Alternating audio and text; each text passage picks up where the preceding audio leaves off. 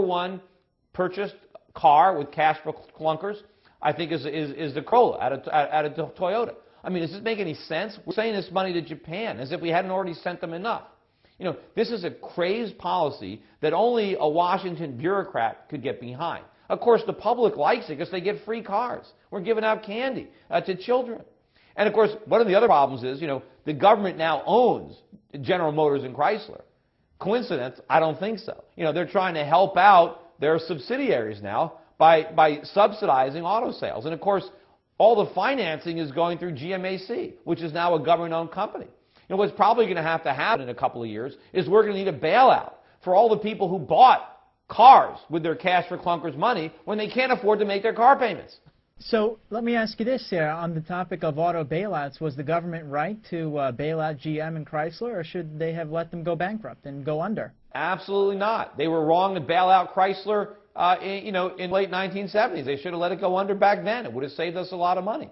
The government shouldn't bail out anybody. Why should any company get a bailout?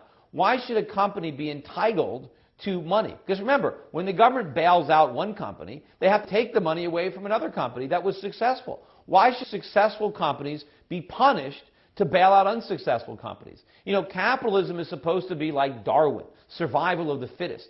The government is making it survival of the unfittest. They take money away from people who are doing it right and give it to people who are doing it wrong. I mean, that's a recipe for disaster, for destruction. It's a moral hazard, and it's immoral. I mean, why should you take money away from people and give it to other people? Especially a lot of the people who are getting these bailouts are very rich. The people who are benefiting from the AIG bailouts, these are rich people. They're getting huge monies in bonuses. You know, instead of getting bonuses, the employees of AIG should have got pink slips.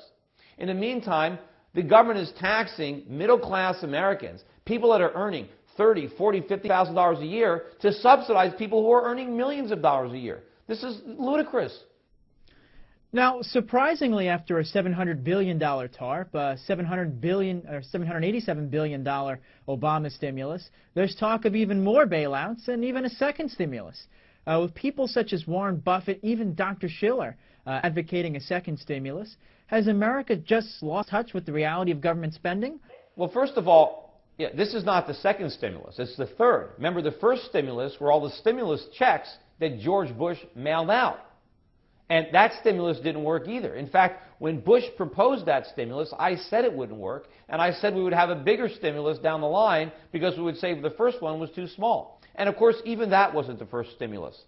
Back in 2001 and 2002, when the Fed slashed interest rates down to 1%, and when we turned our budget surpluses into budget deficits under George Bush, that was a stimulus. We stimulated our way out of that recession into this depression. We are suffering right now from an excess of government stimulus. We have overdosed on stimulus. And if they keep stimulating us, they'll kill us. We need to stop the stimulus. The stimulus is the problem. Unfortunately, the recession is the solution. As painful as it is, the recession is necessary so that the economy can correct itself from all the problems that were created during the phony economic boom that made this recession necessary. So even with all the government spending ballooning out of control, at some point, when do we pull the plug? I don't know. I hope I can get to Washington myself and pull it. Because and this is the plug on the stimulus, not the plug on the economy. Because killing the stimulus is the only way to restore the economy to health. We're never going to have a vibrant, productive economy if all of our efforts are focused on reflating the busted bubble. We have to let that bubble deflate. We have to let companies that are not profitable and that are not viable go bankrupt so that we can free up capital, so that we can free up labor to be used more efficiently and more productively. Peter Schiff, president of Euro-Pacific Capital and potential U.S. Senate candidate.